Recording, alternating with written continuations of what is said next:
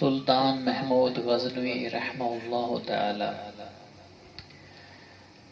بادشاہ تھے، بہت بڑے مجاہد تھے، اور وہ فرماتے ہیں کہ میرے دل کے اندر 3 باتیں تھیں، اللہ سے میں 3 دعائیں کرتا تھا کہ یہ میری 3 دعائیں پوری ہو جائیں۔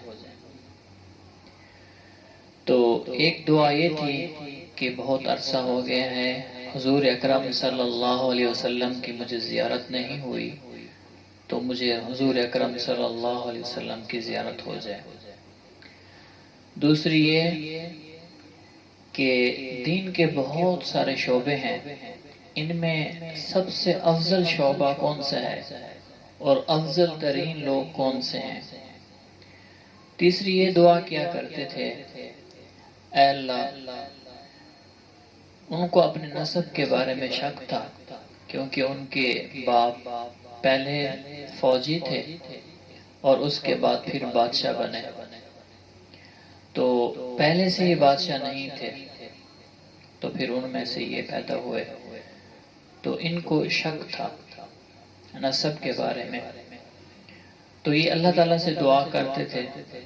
تو ایک دفعہ باہر آئے اور بازار کا چکر لگانے کے لیے، جس طرح بادشاہ ہوتے ہیں چکر لگاتے ہیں رات کو،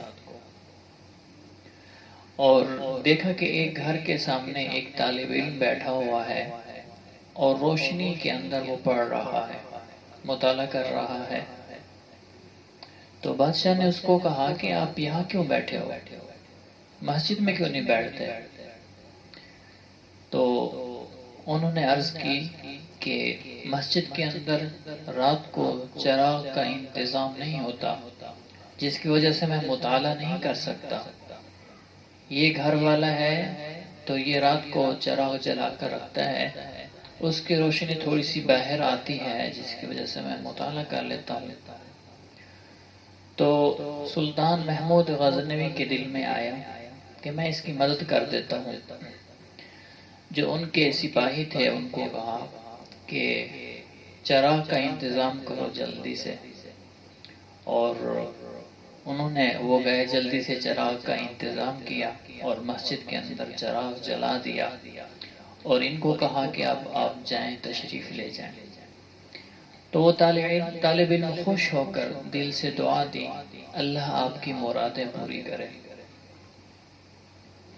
طالب علم کی دعا دینی تھی تو اللہ نے ان کی دعا کو قبول فرمایا۔ اس لیے حدیث شریف کے اندر آتا ہے، جو طلباء ہوتے ہیں ان کے قدموں کے نیچے فرشتے پر بچھاتے ہیں، چونٹیاں بلوں کے اندر، سمندروں کے اندر مچھلیاں، ہواؤں میں پرندے ان کے لیے دعائیں کرتے ہیں۔ تو محمود غزنوی رحمہ اللہ تعالی گئے گھر، جا کر سوئے۔ جب سوئے تو اللہ کے رسول صلی اللہ علیہ وسلم کی زیارت ہوئی، اور جو 3 دعائیں کیا کرتے تھے وہ تینوں دعائیں پوری ہوئیں۔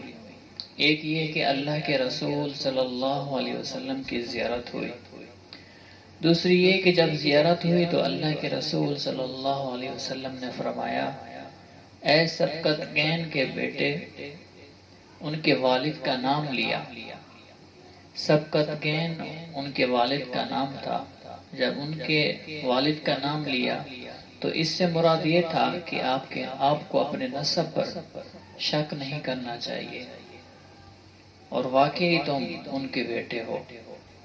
اور تیسری بات یہ کہ اللہ کے رسول صلی اللہ علیہ وسلم نے فرمایا کہ آپ نے میرے وارث کی عزت کی ہے، احترام کیا ہے، اللہ تعالیٰ تمہیں دنیا اور آخرت میں عزت عطا فرمائے۔